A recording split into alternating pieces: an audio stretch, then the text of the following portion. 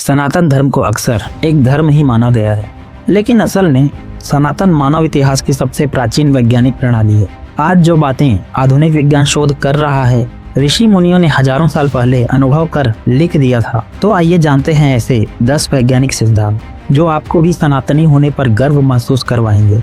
सबसे पहले मंत्र और ध्वनि का विज्ञान। मंत्र सिर्फ शब्द ही नहीं, स्पंदन भी है। जब हम ओम का जाप करते हैं तो इसकी ध्वनि तरंगे दिमाग में अल्फा वेव्स बनाती हैं। ये वेव्स तनाव कम करती हैं, मन को शांत करती हैं और ध्यान को गहरा करती हैं। आज न्यूरोसाइंस इस प्रक्रिया को साउंड फ्रीक्वेंसी कहता है। ध्वनि आवृत्ति चिकित्सा, यानी जिसे हम भक्ति समझते हैं, वह वास्तव में कंपन चिकित्सा कहलाती है विज्ञान की दृष्टि से। दूसरा, दीपक। मंदिरों और घरों में दीप जलाने के पीछे सिर्फ आस्था नहीं है, विज्ञान भी है। दीपक की लौ वातावरण में नेगेटिव लॉन छोड़ती है जो बैक्टीरिया और हानिकारक तत्वों को कम करते हैं। इसलिए दीप जले हुए स्थान पर शांति और पवित्रता महसूस होती है। आधुनिक विज्ञान इसे एयर आयोनाइजेशन कहता है। तीसरा, मंदिर की घंटी। घंटी की ध्वनि 7 चक्रों को एक्टिवेट करने की क्षमता रखती है। इसका नाद दिमाग की ब्रेन वेव्स तरंगों को रीसेट करता है और माइंड को इंस्टेंटली अलर्ट करता है। न्यूरोसाइंस में इसे वाइब्रेशनल हीलिंग कहा गया है। चौथा, गाय और पंचगव्य। गाय का दूध,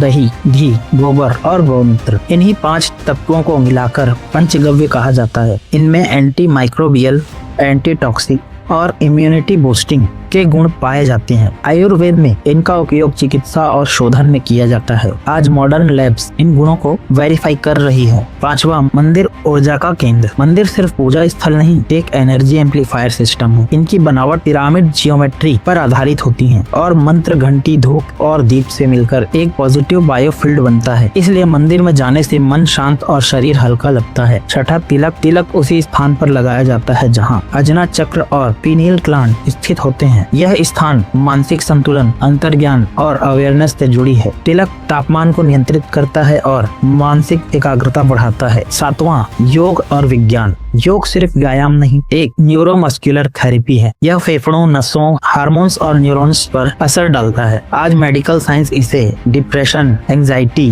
बीपी और इंसोम्निया में प्रिस्क्राइब कर रही है। प्राणायाम शरीर के ऑक्सीजन बैलेंस को सही करता है और फेफड़ों को मजबूत बनाता है। आठवां, सूर्य और बायोलॉजिकल क्लॉक। उगते सूरज की रोशनी शरीर की सर्केडियन रिदम एक्टिव करता है। यह रिदम डाइजेशन, हार्मोन्स, एनर्जी और स्लीप साइकिल को रेगुलेट करती है। सनातन में सुबह सूर्य का स्वागत और सूर्य नमस्कार इन्हीं कारणों से किया जाता है। नौवां, तुलसी। तुलसी एंटीवायरल, एंटीबैक्टीरियल और एंटी इन्फ्लेमेटरी है। यह इम्यूनिटी को मजबूत करती है और रेस्पिरेटरी सिस्टम को प्रोटेक्ट करती है। विज्ञान इसे एडेप्टोजेनिक मेडिसिनल हब के रूप में क्लासिफाई करता है। 10वां, जल और वाटर मेमोरी। जल मंत्र पढ़कर आशीर्वाद देने की परंपरा थी। जल वाइब्रेशन और सूचना धारण कर सकता है। आधुनिक प्रयोग इस क्षमता को वाटर मेमोरी नाम से स्वीकार कर रहे हैं। तो ये बात साफ है कि सनातन सिर्फ पूजा पाठ नहीं, यह विज्ञान, चेतना और स्वास्थ्य की पूर्ण प्रणाली है और आज विज्ञान उसे समझने की कोशिश कर रहा है। जहाँ